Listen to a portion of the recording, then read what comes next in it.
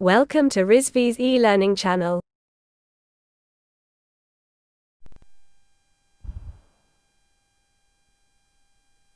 Hello students, good morning to all of you students. इसके पहले lecture में हमने डिस्कस किया था स्ट्रेंथ ऑफ मटेरियल्स में कि हमारा उसमें मैकेनिक्स के बारे में हमने डिस्कस किया था कि मैकेनिक्स होती क्या है, उसमें क्या क्या चीज़ें आपको स्टडी करना है। तो इसमें आज हम डिस्कस करेंगे। एक बार हम फिर कल वाली चीज़ें हम बता देते हैं थोड़ा सा कि कल के लेक्चर में हमने क्या डिस्कस किया था। तो सबसे पहले हम यहाँ पे देख रहे थे कि types of mechanics of solid. ठीक है, टाइप्स ऑफ मैकेनिक्स के हम देख रहे थे। मैकेनिक्स को हमने स्टडी किया था, तो हमने बताया था कि मैकेनिक्स यहाँ पे 2 टाइप्स के मैकेनिक्स थे। सबसे पहले हमने बताया था कि मैकेनिक्स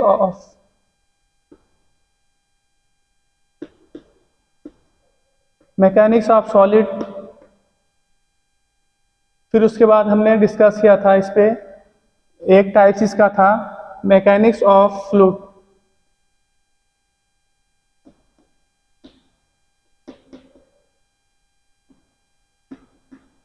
मैकेनिक्स ऑफ फ्लूइड्स, ठीक है।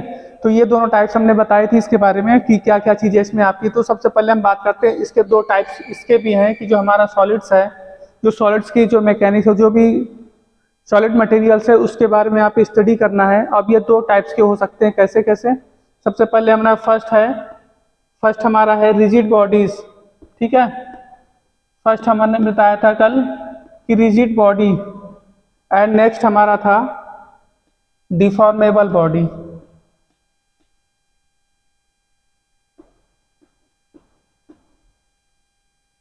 हमने ये डिस्कस किया था कल कि रिजिड बॉडी और डिफॉर्मेबल बॉडीज के बारे में हमें डिस्कस करना है। तो सबसे पहले हमने ये बताया था कि मैकेनिक्स होती क्या थी।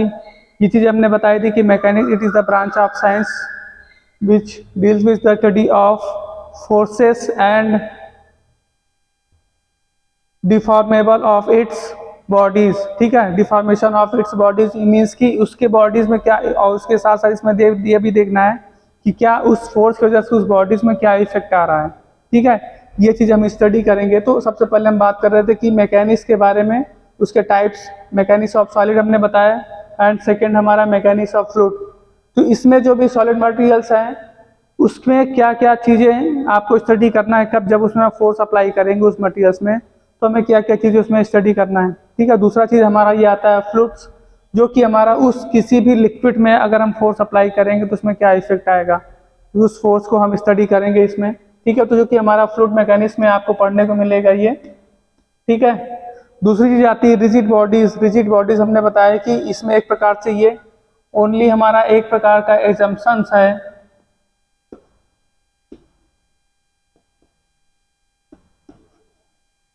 ओनली एजम्पशंस है कि कोई भी हमारी बॉडीज जो होगी, जो हमारी सॉलिड बॉडीज है वो क्या है, रिजिड है।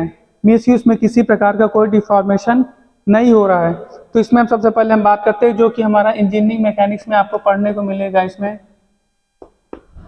ठीक है, ये चीज़ जो भी अगर हम इंजीनियरिंग मैकेनिक्स अगर हम पढ़ रहे हैं, स्टडी कर रहे हैं, तो उसमें जो भी फोर्स किसी भी बॉडीज में अगर हम लगाते हैं तो उसमें हम क्या सबसे पहले क्या मान के चलते हैं कि हमारी वो बॉडीज क्या है, रिजिड में है। एक्चुअली में वो रिजिड में होती नहीं है, लेकिन हमारा एक एजम्पशंस है कि अगर हम इंजीनियरिंग मैकेनिक्स का प्रॉब्लम सॉल्व कर रहे हैं तो उसमें सबसे पहले हम उस बॉडी को क्या मान के चलते हैं कि हमारी बॉडी क्या है, वो रिजिड है, उसमें कोई प्रकार का कोई डिफॉर्मेशन नहीं हो रहा है, जो कि आपको इंजीनियरिंग मैकेनिक्स में पढ़ने को मिलेगा।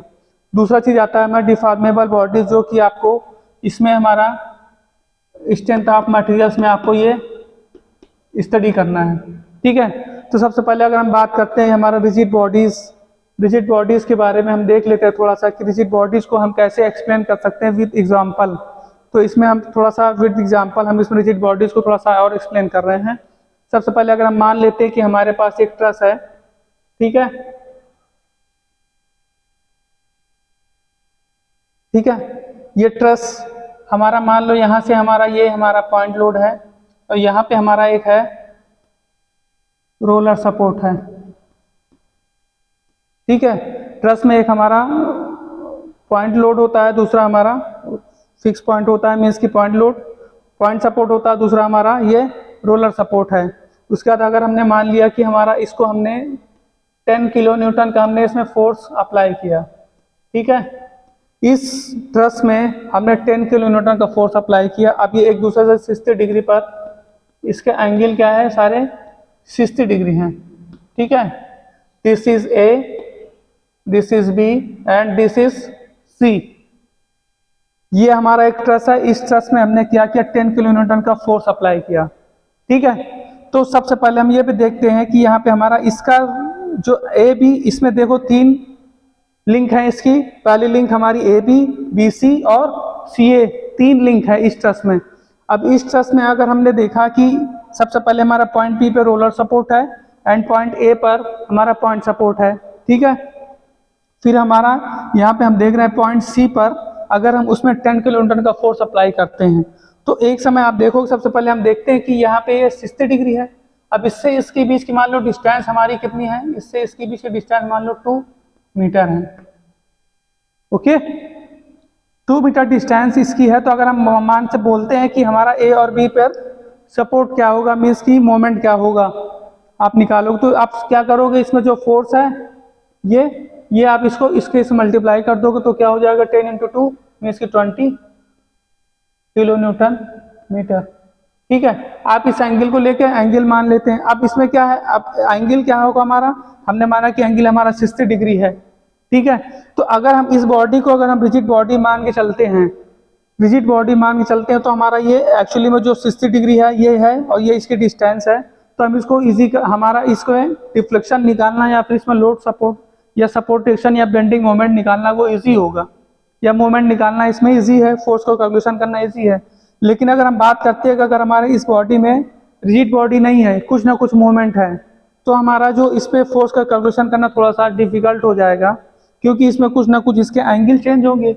अब वो एंगल क्यों चेंज होगा, जैसे हम देखते हैं यहाँ पे कि हमारा ये फोर्स हमने इस पे लगाया, तो आप ये फोर्स जैसे आप फोर्स लगाते हो तो ये क्या होगा, इसकी जो एरिया है वो डिक्रीज करेगा, मीन्स कि अब वो यहाँ से होगी यहाँ पे होगा, अब ये आपका ये यहाँ पे लगाना, ठीक है। ये हमने बताया। अब ये सी हमारा सी डैश हो गया, ये हमारा ए हो गया, ये हमारा बी हो गया, ओके। तो अब जैसे ही हमने इस पर 10 किलो न्यूटन का फोर्स लगाया तो इसका जो साइज था, मीन्स की इसकी जो एरिया थी वो क्या हो गई, डिक्रीज हो गई। क्यों, क्योंकि यहाँ पे ये फिक्स था, ये हमारा रोलर सपोर्ट, जैसे हमने इस पर फोर्स लगा तो ये बॉडी क्या करेगी, आगे मूवमेंट करेगी, आगे मूव करेगी। जब आगे मूव करेगी तो इसका जो ये हमारा एंगल क्या होगा, इसका एंगल क्या होगा, कुछ ना कुछ एंगल चेंज होगा, एंगल क्या होगा, चेंज होगा। जब चेंज होगा तो इसका जो फोर्स, इसका जो रिएक्शन निकालना वो हमारे लिए इजी नहीं होगा। तो एक्चुअली में इसी वजह से हम क्या करते हैं कि मैकेनिक्स में हम देख लेते हैं कि हमारा कोई भी बॉडीज है उसको सबसे पहले हम क्या करते हैं, एजम्पशन मान लेते हैं कि हमारी वो बॉडीज क्या है, रिजिड बॉडी है। इस अब जिस वजह से हमें उसमें फोर्स का कैलकुलेशन करना ईजी हो जाएगा। तो एक एग्जाम्पल और हम देख लेते हैं थोड़ा सा। हमने बताया ये ट्रस के केस में जो कि हमारा रिजिड बॉडी था, रिजिड बॉडी अगर होता तो हम इसको इसी से आसानी से इसको 10 इंटू 2 करके इसका हम मोमेंट निकाल के इस पे हमने इसका फोर्स निकाल के इसका फोर्स का कैलकुलेशन कर लेते। 10 इंटू 2 बी पर हमारा ये लग रहा है 10 इंटू 2 तो 20 किलो न्यूटन मीटर हो जाता, ठीक है। अगर हमारा देख रहे हैं कि इसमें कुछ ना कुछ चेंजेस आ रहा है, डिफॉर्मेशन हो रहा है, तो इसका एंगल भी चेंज हो रहा है। अब इसमें पहले अगर हमारा रिजिड बॉडी होता तो इसमें जो हमारा 60 डिग्री इसका, तो इसको भी हम मान लेते हैं सारे 60 डिग्री है, तो इसका हमें कैलकुलेशन करना इजी था। अगर हमारा ये बॉडी डिफॉर्मेबल होगी तो इसमें कैलकुलेशन करना थोड़ा सा इजी नहीं होगा, क्योंकि जो हमारा 20 किलो न्यूटन आ रहा है तो 20 किलो न्यूटन 0.00 कुछ ना कुछ चेंज होगा, ठीक है। तो एक एग्जांपल और हम देख लेते हैं कि हमारा मान लो कि एक हमारा ये कैंटिलीवर बीम है, ये हमारी एक कैंटिलीवर बीम है, okay. This is A and this is B, okay. A point पर हमारा एक लोड लग रहा है जो कि हमारा 10 किलो न्यूटन का लोड है। एक्सटर्नल फोर्स हमने उस पे पॉइंट ए पर एक्सटर्नल फोर्स हमारा 10 किलो न्यूटन का है। अब ए से बी की जो डिस्टेंस है वो हमारी कितनी है, 2 मीटर है, ओके। तो एक्चुअली में जो कैंटिलीवर बीम है वो एक्चुअली में कैंटिलीवर पॉइंट बी पर हमारा वो फिक्स्ड है एंड पॉइंट ए पर क्या है वो फ्री है।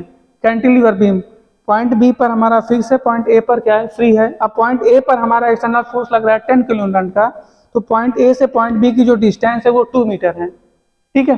तो अगर हम बोलते हैं कि इस बॉडी का हमें डिफ्लेक्शन निकालना है या मूवमेंट निकालना है, सबसे पहले हम देखते हैं कि इसमें मूवमेंट निकालेंगे। तो मूवमेंट निकालेंगे तो एक्चुअली में इसके केस में रिजिड बॉडी के केस में हम इसमें देखते हैं कि सीधा सीधा हमने इसको रिजिड मान लिया है, तो रिजिड माने तो इसमें कोई ना कोई चेंजेस नहीं होगा, जो हमारा ये है सेम वैसे ही। तो इस कंडीशन में हमारी जो इसकी मोमेंट होगी, moment at point B with respect to A, ठीक है, पॉइंट बी पर हमें मोमेंट निकालना है respect to A, with respect to A के रिस्पेक्ट में हमें पॉइंट बी पर मोमेंट निकालना है, तो बिल्कुल ईजी है, बिल्कुल ईजी है, इसमें कुछ करना नहीं है। तो सबसे पहले हम देखते हैं कि एम ए बी, तो एक्चुअली में यहाँ पे हो जाएगा हमारा ए पर जो लोड लग रहा है वो, ठीक है, फोर्स मीन्स कि F A B into B A B, ये हमारा हो गया बिल्कुल इजी। एफ ए बी पे जो फोर्स है वो हमारा 10 किलो न्यूटन का है, इंटू ए और बी के बीच के डिस्टेंस कितनी है, डी ए बी 2 मीटर, तो इस पे निकल गया 10 इंटू 2 20 किलो न्यूटन मीटर, ये हमारा एम ए बी हो गया, ठीक है। पॉइंट बी पर हमारा with respect to A moment हमारा निकल के आ गया M A B equal to 20 kilo newton metre. तो एक्चुअली में ये तो बिल्कुल इजी था, इसमें कुछ भी नहीं करना है, बिल्कुल, अरे ये तो बिल्कुल इजी है, इसमें कुछ करना ही नहीं है, क्योंकि हमारा M A B equal to F A B into D A B, सीधा सीधा हमने कैलकुलेशन कर दिया और हमारा ये मोमेंट निकल के आ गया। लेकिन इन केस ऑफ अगर हमारा बॉडी डिफॉर्मेबल होगी, तो डिफॉर्मेबल होगा, तो इस केस में हमने देखा कि इस केस में हमारी जो बॉडी है अगर इसमें फोर्स लग रहा है तो इस पर कुछ ना कुछ ये डिफॉर्मेबल करेगी, मीन्स कि अगर ये हमारा तो इसमें फोर्स लगाएंगे, ये फिक्स है, ये फ्री है, जिसमें फोर्स लगाएंगे तो ये क्या करेगा, नीचे जाएगा, तो इसमें भी हमारा क्या होगा, इस केस में ये हमारा ये डिफॉर्मेबल करेगा,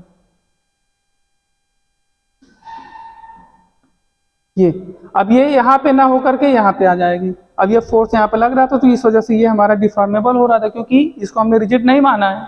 अब हम रिजिड नहीं माना तो अब इसका कैलकुलेशन करना तो हमारा थोड़ा सा डिफिकल्ट हो जाएगा, क्योंकि इसमें कुछ ना कुछ इसमें चेंजेस आएगा। अब इसके लेंथ में कुछ ना कुछ कमी होगी, बढ़ोतरी होगी, इंक्रीज करेगा, डिक्रीज करेगा, इसका एंगल कुछ ना कुछ इसमें चेंज होगा। तो एक्चुअली में जो हमारा मोमेंट निकल के आता, मान लो approximately M A B approximately 20.0012 kilo newton metre, कुछ ना कुछ चेंज आता कब, जब हम उसको in case of deformable bodies, ठीक है, डिफॉर्मेबल बॉडीज के केस में हमारा ये निकल के आ जाता। ये अगर वो डिफॉर्मेबल बॉडीज नहीं होता, रिजिड बॉडी होती, तो इन केस ऑफ बिल्कुल इजी था हमारा वो कैलकुलेशन करना, मोमेंट निकालना, M A B into 20 kilo newton metre.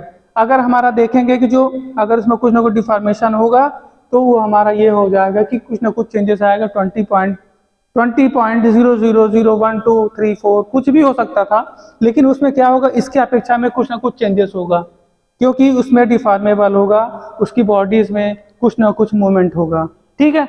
तो ये था हमारा कि रिजिड बॉडीज और डिफॉर्मेबल बॉडीज के बारे में विद एग्जांपल हमने सारी चीजें क्लियर कर दी कि रिजिड बॉडी है तो हम उसको क्या करेंगे, मैकेनिक्स में, इंजीनियरिंग मैकेनिक्स के अंतर्गत उसको हम क्या करेंगे, रिजिड मान के चलेंगे और उसमें कोई मूवमेंट नहीं होता। एक्चुअली में ऐसा ओनली एजम्पशंस है, बट ऐसे ओरिजिनल ये पॉसिबल ही नहीं है कि किसी भी बॉडी में हमारा कोई डिफॉर्मेशन, कोई भी मूवमेंट नहीं आएगा, कुछ ना कुछ चेंजेस आएगा जब उसमें एक्सटर्नल फोर्स अप्लाई करेंगे। अब दूसरे केस में हमने बताया कि डिफॉर्मेबल बॉडीज में, इसमें तो हम देखते चलते हैं कि अगर हम अब स्ट्रेंथ ऑफ मटेरियल्स में हमें यही चीज देखना है कि ये तो हम इंजीनियरिंग मैकेनिक्स में पढ़ेंगे। इंजीनियरिंग मैकेनिक्स जब हम स्टडी करते हैं तो उसमें जो हमारे जो किसी भी सॉलिड बॉडीज में अगर हमें फोर्स लग रहा है तो उस बॉडीज को हम रिजिड बॉडी मान के चलते हैं, एजम्पशंस लेके चलते हैं, फिर हम उसको इसी से आसानी से सॉल्व कर लेते हैं। लेकिन हमारा जो बात आती है स्ट्रेंथ ऑफ मटेरियल्स में, इसमें हम किसी भी बॉडी में अगर हम एक्सटर्नल फोर्स लगाते हैं तो उसमें कुछ ना कुछ बॉडी में डिफॉर्मेशन होगा, कुछ ना कुछ अंदर उसमें स्ट्रेस होगा, कुछ ना कुछ बॉडी में कुछ ना कुछ चेंजेस होगा, फिर हम उसको क्या करेंगे, उसमें मोमेंट, उसमें फोर्स, उसके फोर्स के बारे में स्टडी करेंगे, उसमें इफेक्ट के बारे में स्टडी करेंगे, ठीक है। तो गाइस ये था हमारा कि रिजिड बॉडीज को हमने बता दिया, सारी चीजें आपको क्लियर हो गए, तो कोई डाउट तो नहीं है आपको। किसी भी इंजीनियरिंग मैकेनिक्स में अगर कोई भी प्रॉब्लम आप सॉल्व करते हैं तो सबसे पहले आप उसमें देखेंगे कि वो आपको न्यूमेरिकली में वो आप प्रॉब्लम में बोल देगा कि बॉडी हमारी रिजिड है, ठीक है, एजम्पशंस। तो हमारा जो अगर हमारा रिजिड बॉडी और मान के चलेंगे किसी भी बॉडी को, तो उसमें थोड़ा सा उसके कैलकुलेशन करना इजी हो जाएगी। अगर हमारा वो बॉडी रिजिड बॉडीज नहीं है तो डिफॉर्मेबल बॉडीज में थोड़ा सा कैलकुलेशन करना थोड़ा सा डिफिकल्ट होगा। तो गाइस ये था हमारा रिजिड बॉडीज और डिफॉर्मेबल बॉडीज।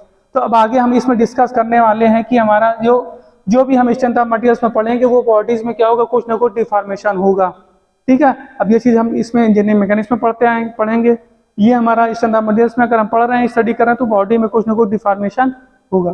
ठीक है, तो आगे के लेक्चर में इसमें हम देखेंगे थोड़ा सा स्ट्रेस के बारे में, स्ट्रेस क्या होता है इसके बारे में डिस्कस करेंगे। फिर आगे हम उसमें कुछ प्रॉब्लम सॉल्व करेंगे। तो ये था हमारा आज के लिए इतना ही, जो रिजिड बॉडीज और डिफॉर्मेबल बॉडीज के बारे में जो आपने आपको बताया कि इसमें आप मैकेनिक्स के अंदर रिजिड बॉडीज के बारे में पढ़ेंगे, जो कि बॉडी में हमारा कोई भी मूवमेंट नहीं होगा, और स्ट्रेंथ ऑफ मटेरियल्स में आपको डिफॉर्मेबल बॉडीज के बारे में स्टडी करेंगे और उसके फोर्सेस का इफेक्ट के बारे में स्टडी करेंगे। तो ये था हमारा आज का। Okay, thank you.